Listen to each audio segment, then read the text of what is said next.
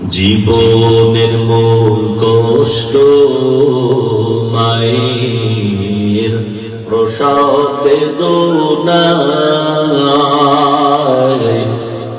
সাত আসমান সাত জমিন তখন মায়েরই মাথায়। জীবনের মূল কষ্ট মায়ের প্রসব বেদনায়,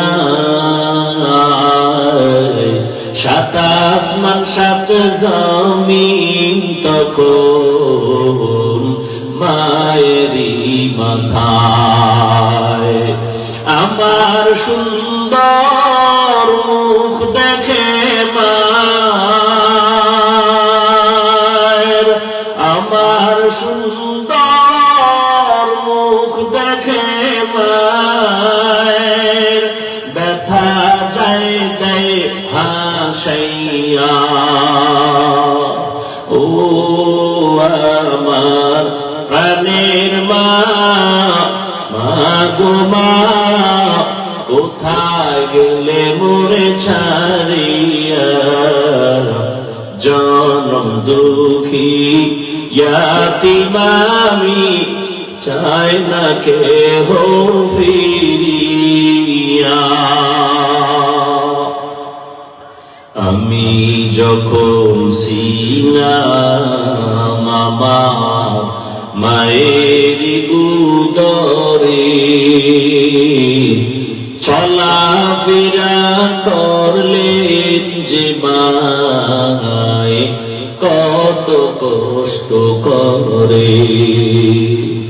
আমি যখন ছিলাম আমার মায়ের উদরে, চলাফেরা করলেন যে মায় কত কষ্ট করে। এমন মাকে কেমনে আজি, এমন মাকে কেমনে আজি যাব আমি ভুলিয়া।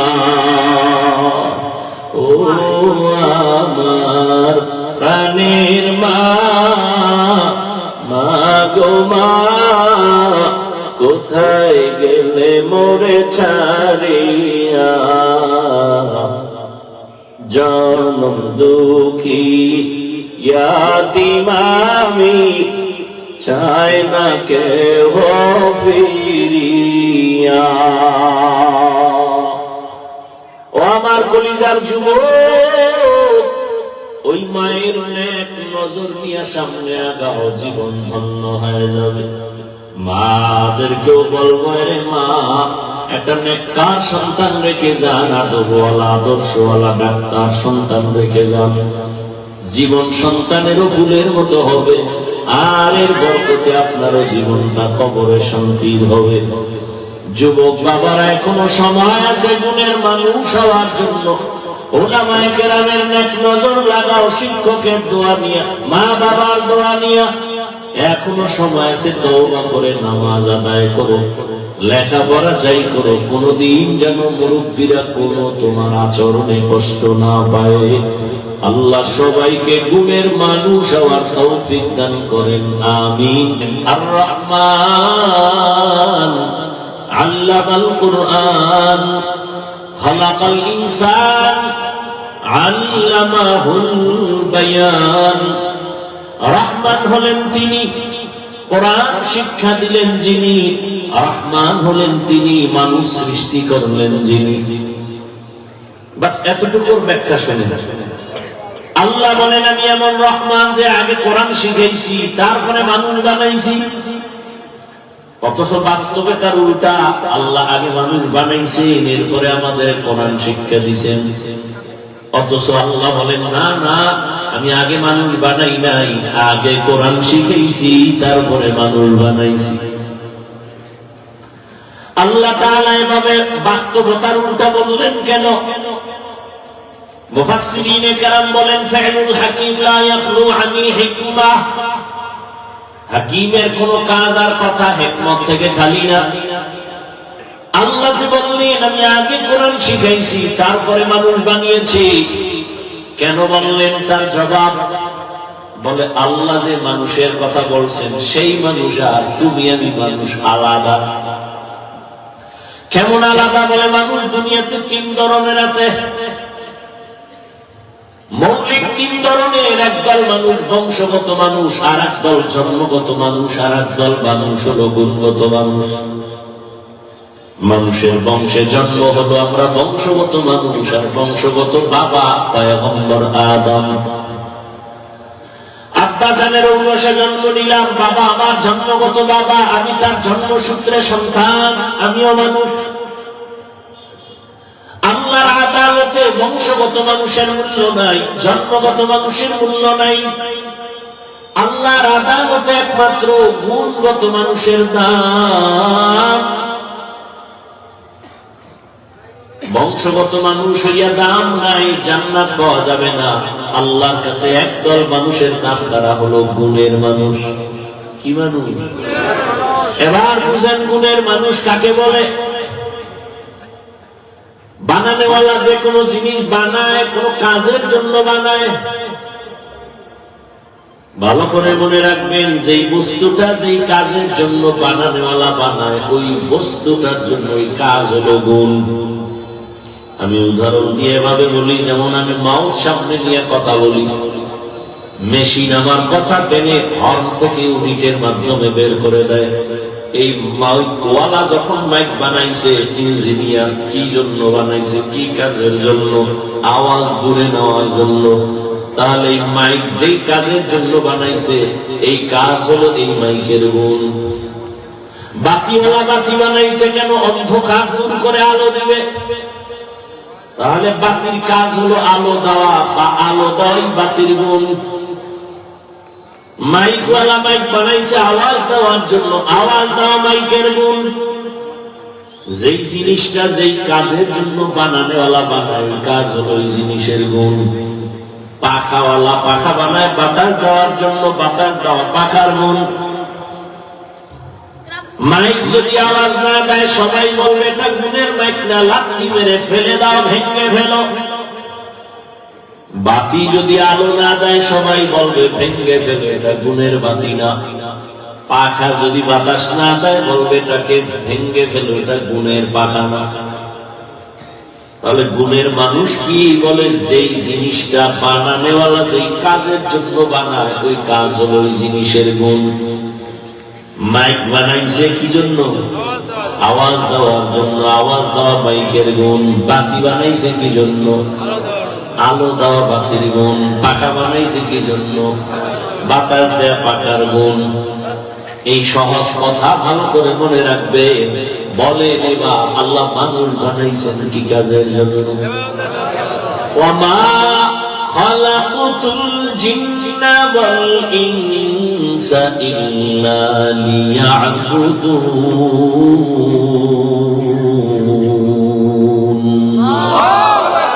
মা খালাকুতুল জিন্না ওয়াল ইনসি বাখা जुज़ इबादत निस्बे मक़सूदन जहा।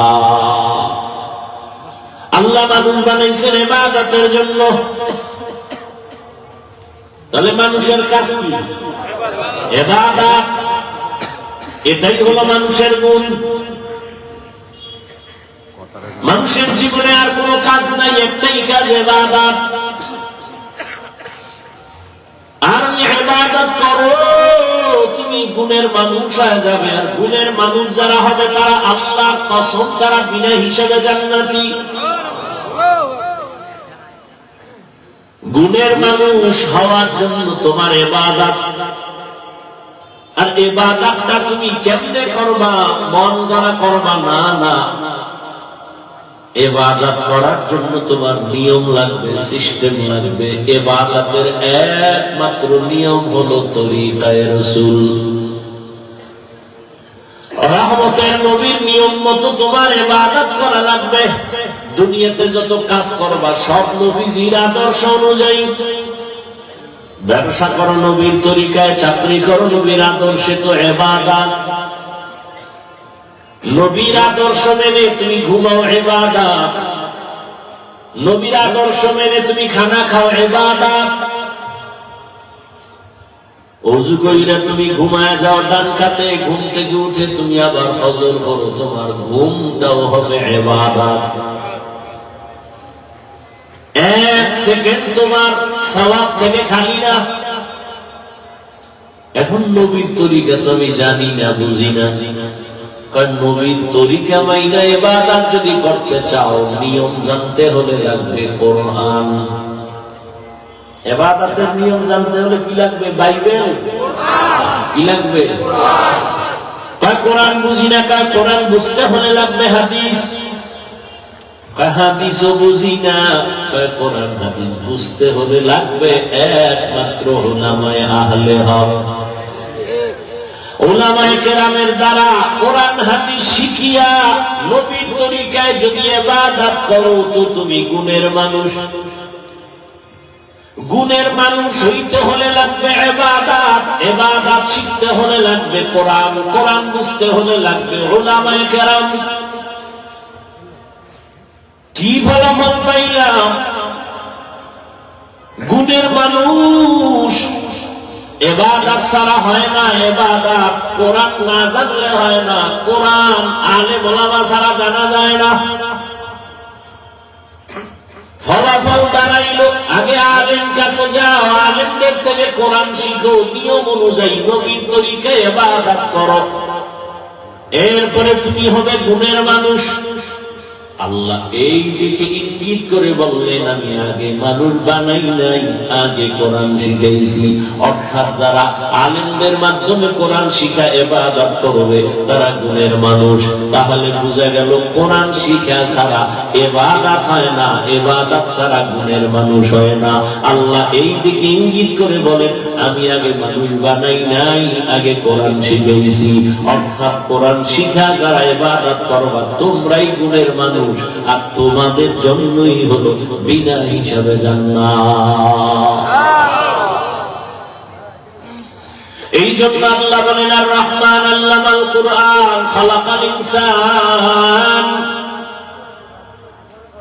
মাইকের গুণ আওয়াজ দেওয়া, বাতির গুণ আলো দেওয়া। মাইক ভাড়া করে এনেছি, যদি আওয়াজ না দেয় সবাই গালি দিবে, ভেঙ্গে ফেলো, টাকা দিও না, গুণের মাইক না। মনে রাখিও, দুনিয়া থেকে আখিরাতের শিক্ষা নাও, দুনিয়া থেকে আখিরাত বুঝো। ইবাদত কইরা গুণের মানুষ না হইয়া যদি তুমি আজরাইলের হাতে ধরা পড়ে যাও, আল্লাহ বলবেন, আরে লাঠি মেরে জাহান্নামে ফেলে দাও, এটা গুণের মানুষ না, এটা জাহান্নামে ফেলে দাও। এর মধ্যে ইবাদতের গুণ নাই। গুণের মানুষ যারা হবে না তাদের জন্য আরেকটা জায়গা আমি আল্লাহ বানাইছি, ও জায়গার নাম জাহান্নাম। আল্লাহ তাআলা হ্যান্ডকাপ লাগাইবে ফেরেশতার দ্বারা, এরপরে জাহান্নামে নিয়ে যাবে। অতএব আমরা কি বুঝলাম? আল্লাহ মানুষ বানাইছেন, এই মানুষকে সুশৃঙ্খল জীবন যাপনের জন্য দুইটা ব্যবস্থা দিলেন, ব্যক্তি আর কিতাব। ব্যক্তির মধ্যে শ্রেষ্ঠ রাহমাতুল লিল আলামিন, কিতাবের মধ্যে শ্রেষ্ঠ কোরআনুল কারীম। ওই কোরআন শিখা তুমি গুণের মানুষ হও, আর সেই কোরআন শিখার একমাত্র জায়গা বা ফ্যাক্টরি হলো মাদ্রাসা। স্কুলে কোরআন শিখায়, কলেজে, প্রাইমারিতে টুকটাক যা ছিল তাও জবাই করে দিয়েছে। টুকটাক যা ছিল তাও শেষ। ওই হুরুয়া এলাকায় বলেছিলাম সেদিন, আদর্শ লিপি বই পড়েছিলাম, কত মজা, কত সুন্দর কবিতা পড়ছিলাম। সকালে উঠিয়া আমি মনে মনে বলি, সারাদিন আমি যেন ভালো হয়ে চলি। আদেশ করেন যাহা মোর গুরুজনে, আমি যেন সেই কাজ করি ভালো মনে। এখন সে কবিতার হাজার ভাগের এক বিন্দু পর্যন্ত নাই। এখন অশ্লীলতা ঢুকানো, বাচ্চারা স্কুলে যাবে এমন শিক্ষা নিবে যে জেনার রাস্তা খুলে যাবে। ওদিকে আবার বাল্য বিবাহের উপরে আগুন লাগায়, কয় আকাম চালাও, তবে বাল্য বিবাহ চালায় না, আকাম চলবে, অনুমতি আছে। আকামের অনুমতি দিয়া রাখছে, বাল্য বিবাহের অনুমতি নাই। কোথায় যাবেন আবার? সেদিন শুনলাম কিছু কিছু আম্মা জানেরা রেডি হয়ে গেছে, তারা অধিকার নিয়ে মাঠে নামবে। কি অধিকার? বাবার থেকে সম্পদ ছেলে যেমন পাবে সমান সমান মাইয়াও পাবে। অধিকার বুঝেন? আল্লাহর জাতের কসম, নারীদের সম্মান আর অধিকার ইসলাম দিয়েছেন, আমার আল্লাহ দিয়েছেন। জমিনে আর কোন ধর্ম নারীর সম্মান আর অধিকার দেয় নাই। সব ধর্মে নারীদের করেছে অপমান। নারীদের যতটুকু সম্মান দিয়েছে ইসলাম, কিন্তু পশ্চিমা বেঈমান লাল চামড়াওয়ালারা অধিকার দিয়ে বুঝাতে চায় পুরুষ যেমন খোলামেলা রাস্তাঘাটে চলে, মেয়েরাও যেন এমন ভাবে চলতে পারে। ওরা বুঝাতে চায় কালেমা তো হক কিন্তু বিহাল বাতিল। নারীর অধিকার চায়, আল্লাহ দিয়েছেন অধিকার, নারীর অধিকার বেশি। ওরা যারা চায় ওদের উদ্দেশ্য কি? ওরা বুঝাতে চায় যুবক পুরুষ যেমন খোলা মেলা চলে, আমরাও চলবো। পুরুষ যেমন শর্ট প্যান্ট লাগাইয়া ফুটবল খেলে, আমরাও খেলবো। ওই পুরুষেরা যেমন ইচ্ছা মতো স্বাধীনভাবে দুনিয়া ঘুরে, আমরাও ঘুরবো। ওরা যেমন চেহারা খোলা রাখে, পর্দার চিন্তা করে না, আমরাও এভাবে চলবো। এজন্যই তো বেঈমানের গডফাদার আমেরিকার বুশ বলেছিল, আমি চাই গোটা দুনিয়ার যুবক দাড়িবিহীন হবে আর মেয়েরা সব পর্দাবিহীন হবে। সৌদি আরবে তো তাই শুরু হয়ে গেছে। পুরুষ যদি ড্রাইভারি করতে পারে, মেয়েরা করবে না কেন? পুরুষ যদি সাঁতারের প্রতিযোগিতা যায়, মেয়েরা দিবে না কেন? পুরুষ বিমান চালাবে, মেয়েরা পারবে না কেন? অনেক কথা মুখে আসলো, ব্রেক করে দেই, লজ্জা লাগে। আল্লাহ বানানোর সময় তো নারীদের এতটা নরম করে বানাইছে, বাহিরের পরিবেশে মেয়েরা থাকলে শরীর নষ্ট হয়ে যাবে। এরা ঘরের মধ্যে থাকবে, স্বামীর কামাইয়ের জন্য দোয়া করবে। অনেক মা বোনেরা মনে করে স্বামী একা কামাই করলে কি আমার উন্নতি হবে, আমিও রাস্তায় নেমে কামাই করি। ও মা বুঝু, যদি তুমি পর্দা করিয়া আল্লাহর কাছে দোয়া করো, নামাজ পড়ো, স্বামী যদি 5 টাকা পায় 50 টাকার বরকত আল্লাহ দিবে। আর তুমি যদি নামো তো স্বামীর বরকতের বাস দিয়ে দিলা। সব পুষ্টি শুদ্ধ কামাই করছো কোটি টাকা, এক গজবে নাই। মাইয়ার পাও ভাঙছে, ছেলের পেটে ব্যথা, ওদিকে তোমার লিভারে সমস্যা, এমন গজব ঘর শুদ্ধা শুরু হয়েছে। এবার জমিন ব্যাস, বাড়ি ব্যাস, ফকিন্নি হইয়া ঘুমা। মাওলার সাথে পাল্লা দিয়ে বাড়ে কেউ পাগল, রাস্তা পাগল। ওই যে বুঝাইছি না শুরুতে, বুঝ নাই, উল্টো দিকে বুঝে। আল্লাহ হেদায়েত দান করেন। নারীদেরকে আল্লাহ সম্পদ দিচ্ছেন বেশি। নারীর জীবনে কোনো কামাই নাই, রাজার হালে জীবন ভর খাবে আর ঘুমাবে, কোনো কামাই নাই। বাবার মাইয়া যখন হবে, বিবাহের আগ পর্যন্ত বাবা দিন নাই রাত নাই, রৌদ্র নাই কষ্ট নাই, কামাই করে মাইয়া বলারে খাওয়াও। বিবাহের সিঁড়িতে যখন দিবা তখন স্বামীর উপরে জিম্মাদারি আছে, স্ত্রী যতদিন থাকবে ততদিন তার ভরণ পোষণ দাও, কোন দিক থেকে যেন স্ত্রীর কষ্ট না হয়। যখন স্বামীর ঘর নাই, স্বামী মরে গেল, এবার সন্তানের উপরে জিম্মাদারি। এক চালাক আল্লাহর বান্দি কয়, আমার স্বামীও নাই, মাইয়া বলাও নাই, আমার উপায় কি? তোমার এই বুদ্ধি বুঝি আল্লাহর নাই? তুমি প্রশ্ন করে আল্লাহরে আটকাবা? আল্লাহ জানে এক যুগে তাসলিমা নামের এক বেশ্যা আসবে, আল্লাহর উপরে প্রশ্ন তুলবে।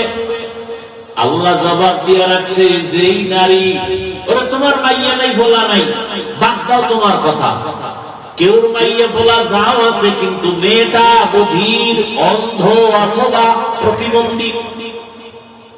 জমিনের মধ্যে যত নারী একা চলার পথ নাই, সরকারের দায়িত্ব এর ঘরের মধ্যে আরামে বসাইয়া মাসে মাসে টাকা দাও, খানা দাও, নারীকে দিয়া রাস্তায় কাজ করানো যাবে না, সম্মান নষ্ট করা যাবে না। নারীরা তো স্বর্ণের থেকেও দামি। قال رسول الله صلى الله عليه وآله وسلم الدنيا كلها متاع وخير المتاع الدنيا الامرأة الصالحة। দুনিয়ার সব সম্পদের মধ্যে শ্রেষ্ঠ সম্পদ হলো নারী। তবে নারী নেককারিনী নারী, স্বর্ণ মানুষ কতটা তালাবদ্ধ করে রাখে, নারী স্বর্ণের মতো দামি। কেমনে বুঝাবে? আল্লাহ তাআলা এক ঘরে মাইয়া দিছে, কোন ছেলে নাই, পাগল হয়ে গেছে, বাবা মা আমার কামাই করে কে খাওয়াবে? ওরে আল্লাহর গোলাম, তোমার 5টা ছেলে যা তোমারে খাওয়াইতো, আল্লাহ যদি চায় তোমার এক মাইয়ার জামাইরে দিয়া তার থেকে বেশি ব্যবস্থা করবে। আল্লাহ পারেনি? 5টা বলা হইয়াও খবর পাইছি, বাবা মায়ের খবর নেয় না। এই বলা দিয়া লাভ কি? বিয়া করার পরে নাইও নাই, ও অন্য জগৎ হয়ে গেছে, আর মা বাবা খোঁজ খবর নেয় না। এই বলা দিয়া কি লাভ? আমার নবীর তো কোনো তুলনা নাই, সেই নবীর একটা ছেলেও নাই, 4 কন্যা। রহমতের নবী বলেন, আমি এত বড় দামি, আমার আল্লাহ আমাকে এত ভালোবাসেন, কিন্তু একটা ছেলেও আল্লাহ দিলেন না। আল্লাহ আমাকে 4 কন্যা দিছেন। মক্কার বেঈমানেরা কইতো মুহাম্মদের ছেলে নাই, মুহাম্মদ মইরা গেলে ওর বংশ রক্ষার কেউ নাই। যারা যারা বলছিল ওই বেঈমানের নাম কেউ জানে না। আর রহমতের নবীর বংশ এখনো পর্যন্ত নবীর সম্মানের বয়ান না করলে বয়ান হয় না। সব বয়ান চলে নবীজির আদর্শ নিয়া, বিধর্মীরাও বয়ান করে। পত্রিকার পৃষ্ঠায় রহমতের নবীর কলাম না দিলে পত্রিকা চলে না, বক্তব্যের মধ্যে মুহাম্মদের নাম নিলে বক্তব্য জমে না। রহমতের নবীর ছেলে নাই, ছেলে নাই, কিন্তু আল্লাহ নবীর ছেলের বদলে কাউসার দান করেছেন। আজকে এই কাউসার দান করিয়া সারা দুনিয়াতে এই পরিমাণ রুহানি ছেলে আছে, সন্তান আছে। নবীর বিরুদ্ধে কথা বলিয়া কোন মায়ের সন্তান সোজা দাঁড়ায় থাকতে পারে না।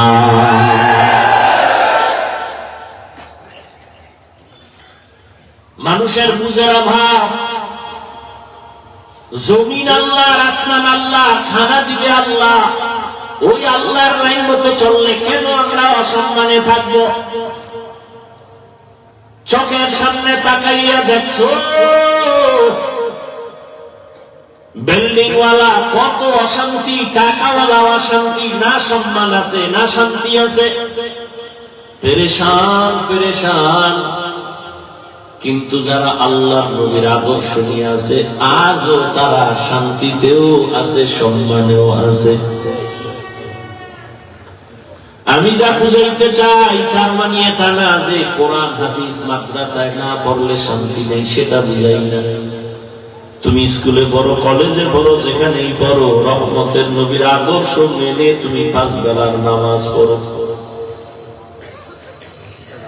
তোমার কত কত আল্লাহর বান্দা জেনারেল লাইনে থাকিও নামাজ পড়ে, ডাক্তারি করে, নামাজ ছাড়ে না।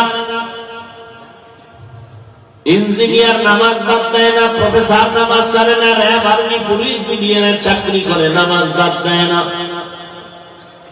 তাহলে জেনারেল লাইনের মানুষটাকে কেন আমি একচেটিয়া খারাপ বলবো?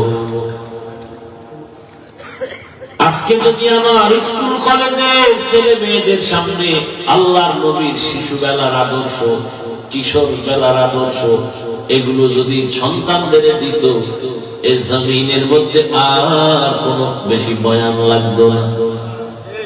কিন্তু না, ওই যে লাল চামড়াওয়ালা বেঈমানেরা চায় স্বাধীনভাবে চলবো। শয়তান আমাদের যেমন ভাবে চালাবে আমরা ওভাবে চলবো। এই জন্য স্লোগান দেয়, ধর্ম যার যার উৎসব সবার, তার মানে বিয়া যার যার বউ সবার। কি এটা না তো ওটা হা কেন?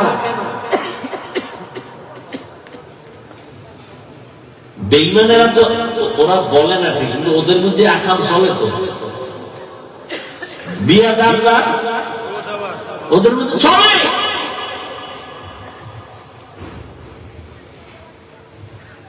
আল্লাহ হেদায়েত দান করুন।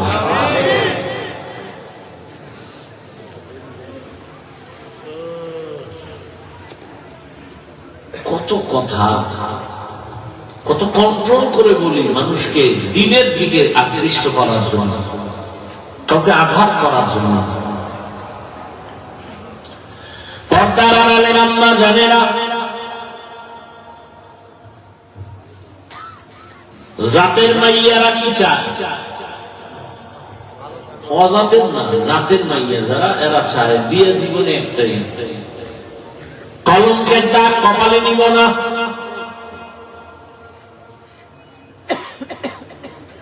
এরে আম্মা জান,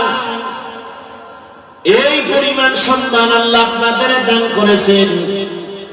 রহমতের নবী বলেন যে একটা কন্যার মা বাবা হবা, তুমি একটা জান্নাতের মালিক। একটা কন্যা, 2 কন্যা পাইছো, 2 জান্নাতের মালিক। 3 কন্যা পাইছো, 3 জান্নাতের মালিক। ছেলের ব্যাপারে এমন কথা বলা হয় নাই। এরে আম্মা জান, ভালো ফল চাইলে ভালো গাছ লাগাতে হবে, ভালো সন্তান চাইলে মাকে ভালো হতে হবে। ইমাম গজালি বলেন, প্রত্যেকটা সন্তানের জন্য তার মা হলো প্রাথমিক শিক্ষিকা। মা সন্তানকে যা শিখাবে তাই শিখবে। মা যদি সন্তানের শিখায় সরাতে করো বা নওয়াজার, সন্তান অজাগার হবে, ঘরের আলমারি ভাঙবে। ঠিক নেই? মা কইবে কি ওকে অজাগার। আর যদি মা সন্তানের শিখায় বাবা করো সরওয়াতে ওযু, ছেলে কইব, বাচ্চা বলবে ওযু কি? দেখবা আমি করি, দেখবা আসো। আজান হয়ে গেছে, মা দৌড়ায় গেছে ওযু করার জন্য। ওয়াশরুমে গিয়া মা ওযু বানাইছে, বাচ্চাটাও মাকে দেখে ওযু বানাইয়া হাফ গোসল করে লাইছে, তো বুঝে না। মা যখন এসে নামাজের যায়, নামাজে দাঁড়ায় গেল, বাচ্চাটাও মায়ের পাশে দাঁড়ায় গেল। মা যখন বুকে হাত বাইদা ঠোঁট নাড়ায় পড়ে, আলহামদুলিল্লাহি রাব্বিল আলামিন আর রহমানির রহিম মালিকি ইয়াউমিদ্দিন ইয়্যাকা না'বুদু ওয়া ইয়্যাকা নাস্তাঈন ইহদিনাস সিরাতাল মুস্তাকিম صراط الذين أنعمت عليهم غير المغضوب عليهم ولا الضالين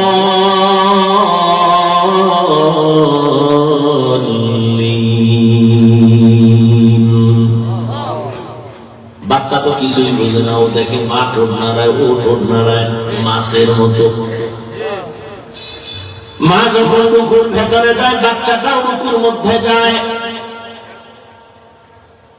মা যখন সেজদা দিছে, বাচ্চাও সেজদায় চলে গেছে। মা সেজদা দিছে নাক আর কপাল মাটিতে লাগাইয়া, বাচ্চাটা কপাল লাগায় না, গাল লাগাইছে, গাল লাগাইয়া মায়ের দিয়ে তাকায় রয়েছে, দেখে মা ঠোঁট নাড়ায়, বাচ্চাও নাড়ায়। আমার মালিকের কুদরতি অন্তরে জোশ, আল্লাহর অন্তরে তো মায়া। আল্লাহ বলে ফেরেশতা তাকাইয়া দেখ, ওই বাচ্চা ঠোঁট নাড়ায় কেন? বলে ওর মা ঠোঁট নাড়ায়। বলে ওর মা কি বলে? বলে ওর মা বলে সুবহানা রাব্বিয়াল আ'লা। আল্লাহ বলেন এই বাচ্চাও বলে সুবহানা রাব্বিয়াল আ'লা। ওর আমলনামা নাই, সওয়াবটা ওর মায়ের আমলনামায় উঠাইয়া দাও। সালেহাতু সঙ্গে বুদি দিল খরশ, আজমুদা এক জমানা খাকে বাস। करामत कर दिया खिदमत पसंदी व तौफीक सुजुदम सरबलंदी। এই জন্য ইমাম গজালি বলেন, মা হলো প্রত্যেকটা সন্তানের জন্য প্রাথমিক শিক্ষিকা। বাবার তুলনায় মা সন্তানের কাছে আদর্শ, কারণ সন্তান মাকে ফলো করে বেশি, সময় কাটায় বেশি। বাবায় তো বাতাসের মধ্যেই থাকে অল টাইম, রাত্র 3টার আগে বাসায় আনা, ব্যস্ত ব্যস্ত। সবাই ব্যস্ত, বাজার থেকে আসে, গল্প করতে করতে, বন্ধু বান্ধবের আড্ডা দিয়ে দিয়ে বাসায় বসতে বসতে রাত্র 3টা। হালকা পাতলা ঘুমাইয়া আবার মোবাইলের ডিউটি আছে, এগুলো শেষ করে ফজর নাই, আবার ওইটা আধা প্লেট খাইয়া নাস্তা করে আবার দৌড় দিছে দোকানে যাবে। সন্তানের সময় দিতে পারে না। সন্তানকে আসলে বাবা হইয়া সময় দেওয়া বেশি জরুরি, দরকার। মা যে পরিমাণ সময় দিবে বাবাও দেওয়া উচিত, কারণ মায়ের থেকে পাবে এক রকমের আদর্শ, বাবার থেকে পাবে ভিন্ন আদর্শ।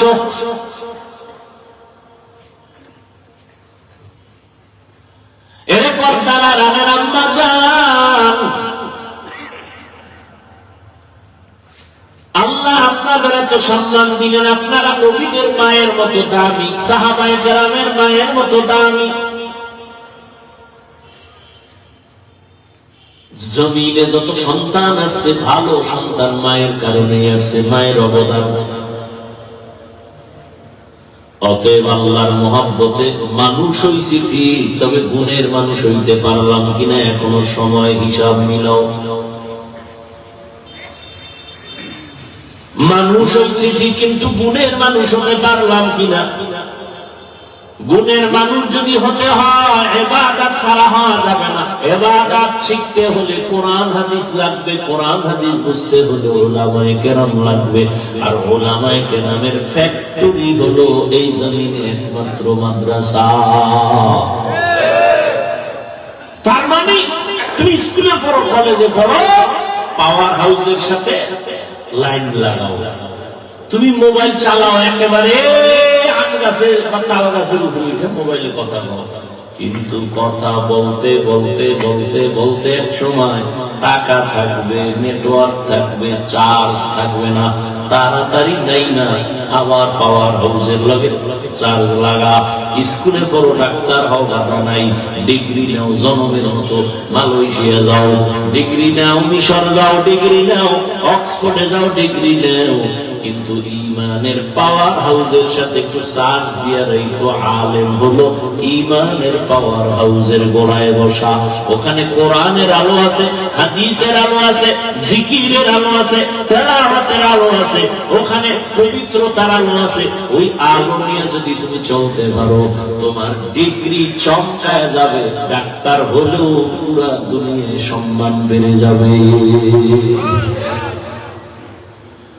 ডাক্তার হলেও যদি পাওয়ার হাউসের চার্জ নিয়ে চলো, তোমার ডাক্তার হলেও সফলতা, ইঞ্জিনিয়ার হলেও সফলতা। অতএব অনুরোধ করে বলি রে যুবক, তুমি ডাক্তার হও, ইঞ্জিনিয়ার হও, প্রফেসর হও, যাই হও না কেন, আল্লাহর ইবাদতে জীবনটা কাটাও, উলামায়ে কেরামের নেক নজর নিয়ে জীবন চালাও।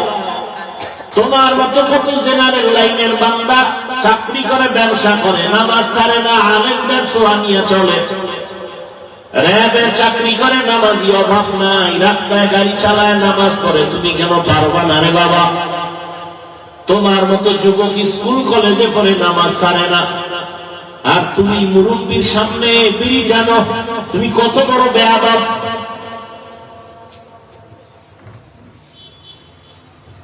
জীবনে আদব শিখে নাই। আর আমরা তো মুরব্বীর সামনে এখনো ঘড়ি হাতে দেই না। আমি আমারটা বলি, আমি বয়ান ছাড়া ঘড়ি হাতেই দেই না। যাও দেই, তাও ডান হাতে, বাম হাতে দেই না। কারণ ছাত্র জীবনে আমার এক ওস্তাদ বয়ানে বলছিলেন, ঘড়ি যদি জীবনে ছাত্ররা দাও, ডান হাতে দিবি, বাম হাতে দিবি না। কারণ এই ঘড়িটা কোন সওয়াবের কাম না। এই ঘড়ি জন্ম হয়েছে বাদশাহ হারুন রশিদের যুগে। বাম হাতে দিলে ক্ষতি কি জানো? এটা হারাম না, গুনাহ না, তবে একটা দেখতে কটু। কি তোমার ওস্তাদ যদি বলে, বাবা বলো টাইম কত, বাম হাতটা মুরব্বীর সামনে নেওয়া, এটা সুন্দর না।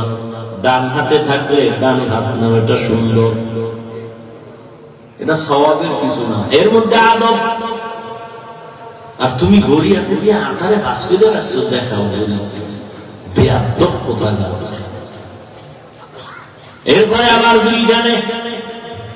বিড়ি টানে দেখাইয়া ভিতরে গাঞ্জা খায় না, দেখাইয়া চেহারা বান্দর বানায়।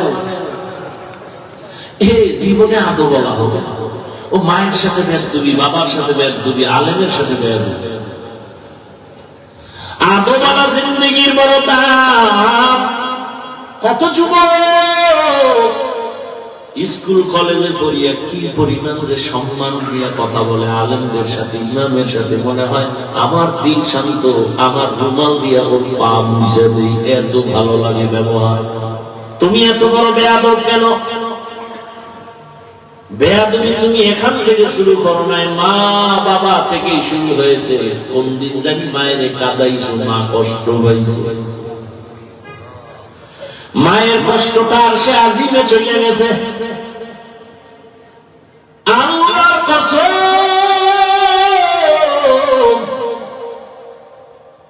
মা বাবার অন্তরে কষ্ট দিবে, জীবনের সফলতার মধ্যে দেখবি না। শিক্ষকের সাথে বেয়াদবি করবি, আল্লাহর কসম জীবনে কোনদিন সফলতার চেহারা দেখবি না। ওই মা যেই পরিমাণ চোখের পানি আর তেল তোমার আমার পেছনে দিয়েছেন, চামড়া দিয়া জুতা বানাইলেও ঋণ আদায় হবে না।